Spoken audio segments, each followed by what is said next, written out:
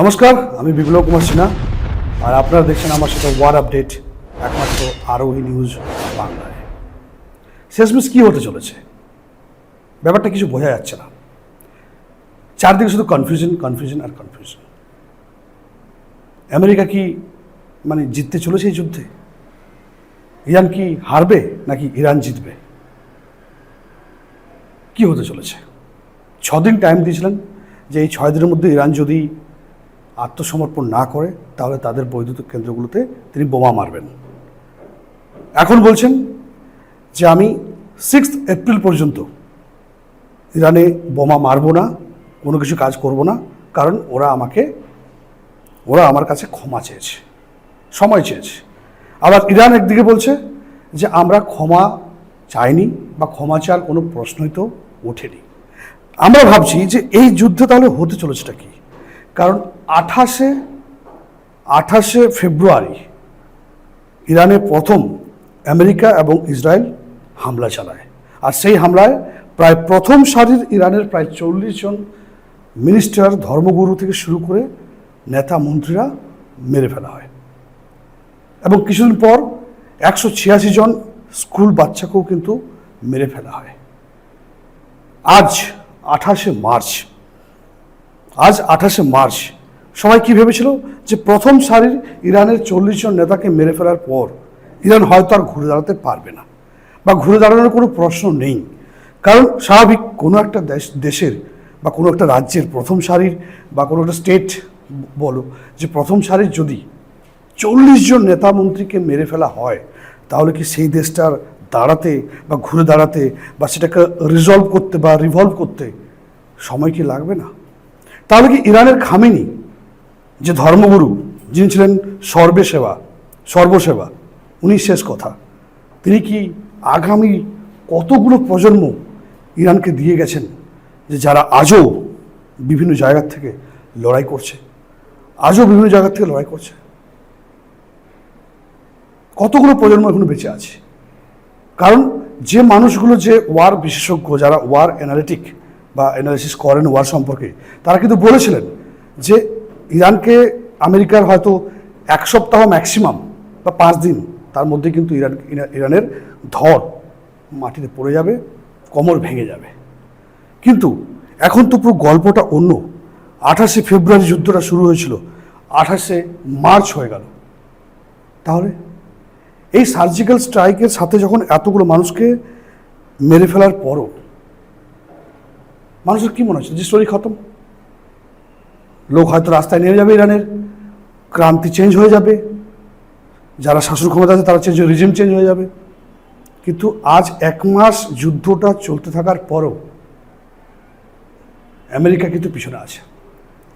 এত বোমবারি, এত যুদ্ধ করার পর ইরান কিন্তু কন্টিনিউয়াসলি মিসাইল চালাচ্ছে, সে ইসরায়েলের উপর হোক বা আমেরিকার বন্ধু প্রতিবেশী দেশগুলোর উপর হোক। এখন তো একটা প্রশ্ন তো আসছেই। 1 মাস পরে হয়তো এই প্রশ্নটা আসতো না, কিন্তু এই প্রশ্নটা কিন্তু এখন আসছেই, যে ইরান কি এই যুদ্ধটা কি জিততে পারবে? ইরান কি এই যুদ্ধটা জিততে চলেছে? কেউ তো নেই। তারপরেও কি আমরা মনে করতে পারি যে ইরান কি এই যুদ্ধটা জিততে চলেছে? যদি ইরান এই যুদ্ধটায় জিতে যায়, হয়তো ধরো 1 মাস, 2 মাস, 3 মাস, 4 মাস, 5 মাস, এই যুদ্ধটা চলতে হতে একটা সময় একটা যে স্ট্রেংথ নিয়ে তারা যদি দাঁড়িয়ে থাকে, তাহলে গ্লোবাল ইকোনমিতে কি প্রভাব পড়বে? পুরো গ্লোবাল ইকোনমি কিন্তু ভেঙে পড়বে। আমেরিকার ইগোতে কি হবে? আমেরিকার ফিউচার ইমেজে কি হবে? Super power. ইরান কিন্তু সেই জায়গায় কিন্তু স্পেসটা মেনটেন করে নিয়ে যাচ্ছে। আমাদের মনে হচ্ছে যে অ্যাটলিস্ট 6 মাস বা 1 বছরের জন্য যদি যুদ্ধটা টিকে যায়, বা ইরান যদি এই যুদ্ধে সার্ভাইভ করে যায়, তাহলে কি ইম্প্যাক্ট পড়বে?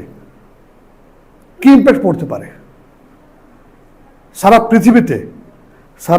যেভাবে আমরা পৃথিবীটাকে দেখি, যে America super power, China super power, Russia super power, আর যদি ইরান এখানে 6 মাস বা 1 বছর যদি যুদ্ধে সার্ভাইভ করে, তাহলে আমেরিকার ফিউচার ইমেজ কী হবে? বা গ্লোবাল ইকোনমিতে পুরো যে একটা মেল ডাউন হবে, সেটা ভারতও পড়বে, কিন্তু পড়বে, কারণ ভারতও কিন্তু এর অন্যথায় নেই। এখানে কিন্তু ওয়ার্ল্ড অর্ডার চেঞ্জ হওয়ার একটা বিশাল বড় ব্যাপার আছে। ওয়ার্ল্ড ওয়ার চেঞ্জ হতে পারে, মানে যে দেশগুলো হয়তো আমার বন্ধু ছিল সেগুলো শত্রু হবে, যারা শত্রু ছিল তারা বন্ধু হবে, মানে প্রতিবেশীমূলক যে আচরণ সেগুলো সব পাল্টে যাবে। পৃথিবীটা চালাবে কে? এই পৃথিবীটা তখন চালাবে কে? এটাই কিন্তু একটা বড় প্রশ্ন। এটাই কিন্তু একটা বড় প্রশ্ন যে কারা এই পৃথিবীটা চালাবে। কারণ আমেরিকার ইতিহাস আছে যে এরা যেখানে যেখানে গিয়েছে, যেখানে যেখানে যুদ্ধ করেছে, আফগানিস্তান হোক, ইরাক হোক, সিরিয়া হোক বা গল্ফ কান্ট্রি হোক, যেখানে যেখানে মানে যুদ্ধ করেছে, কোথাও কিন্তু সাকসেস সেভাবে পায়নি। আজকে আপনি দেখুন, আপনাকে একটা ছবি দেখাচ্ছি, আমেরিকার মানে যে সেনেটে, সেখানে আমেরিকার প্রেসিডেন্ট কিন্তু ট্রাম্প বসে আছেন এবং তিনি তিনি হাসি ঠাট্টা করছেন, মনে হচ্ছে মস্তিতে আছেন। সারা পৃথিবীতে বোম ফেলে একটা মানুষ কীরকম মজা করছে দেখুন। Congratulations. You came into a department that shut down by the radical Democrats. তিনি বলছেন আমার স্ট্যাচু তৈরি করো। ক্রুড অয়েল ইকোনমি কী নিয়ে কী হচ্ছে তার কিছু যায় আসে না।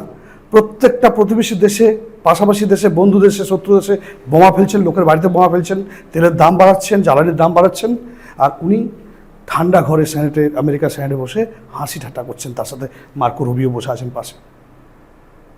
ভাবুন, এ হচ্ছে আমেরিকা, এ হচ্ছে এদের আসল ক্যারেক্টার, আসল চরিত্র।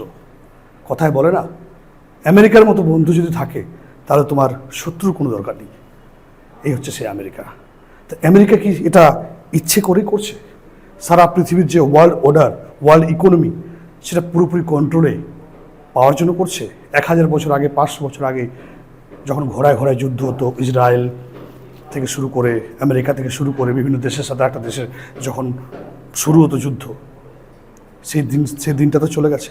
কিন্তু সেই কলোনাইজেশন অ্যাটিটিউড, কলোনাইজেশন পাওয়ারের যে একটা খিদে, সে হিটলার হোক, আলেকজান্ডার হোক বা মোগল সম্রাটরা হোক বা যে কেউ হোক না কেন, সেই যে খিদেটা, সেই পৌরাণিক যে রাজাদের খিদে, ইতিহাসের পাতায় সেই রাজারা যে এক একটা দেশের পর এক একটা দেশ জয় করে চলতো, সেই খিদেটা হয়তো এখন চেঞ্জ হয়েছে প্যাটার্নটা, কিন্তু মানুষের ইচ্ছে শক্তি, মানুষের পাওয়ারের খিদে, কন্ট্রোল পাওয়ারের খিদে, সেটাই কি আমেরিকা ভবিষ্যতে নিতে চলেছে পুরো বিশ্বে? আর তার জন্য দরকার প্রতিরোধটা খুব দরকার। রাশিয়া কোথায়, চায়না কোথায়, ভারতবর্ষের স্ট্যান্ড তো আমরা জানি। কে আটকাবে? কে পড়াবে বেড়ালের গলায় ঘন্টাটা? কে প্রথমে হাত তুলবে যে এনাকে আটকাও? একটা তো প্রতিরোধ আসবেই। হ্যাঁ, মানুষ, আমরা জানি, ইতিহাস জানি, সবাই পড়েছি যে একটা সময় সে অত্যাচারী রাজা হোক, স্বৈরাচারী শাসন ব্যবস্থা হোক, তার পতন কিন্তু অনিবার্য। তার পতন কিন্তু একদিন না একদিন অনিবার্য। আমেরিকা হয়তো আর 1.5 বছর এই ট্রাম্প আছেন, তারপরে যে আমেরিকার প্রেসিডেন্ট হয়ে যারা আসবেন, তারা কি ট্রাম্পের এই নীতিটাকেই ক্যারি ফরওয়ার্ড করবেন, নাকি অন্যান্য প্রেসিডেন্টের মতো, কিছু প্রেসিডেন্টের মতো তারা বিশ্বে শান্তি বার্তা পাঠাবেন? এটাই দেখার। আর একটাই কথা, ইরান কি এই যুদ্ধে জিত পাবে? আর যদি জিত পায়, ইরান যদি এই যুদ্ধে জেতে, তাহলে পৃথিবীর ভবিষ্যৎটা কি, ওয়ার্ল্ড ইকোনমি কোন জায়গায় গিয়ে দাঁড়াবে? আমাদের চোখ থাকবে, আমারও চোখ থাকবে। দেখতে থাকুন ওয়ার আপডেটস আর নিউজ বাংলায়। জয় হিন্দ।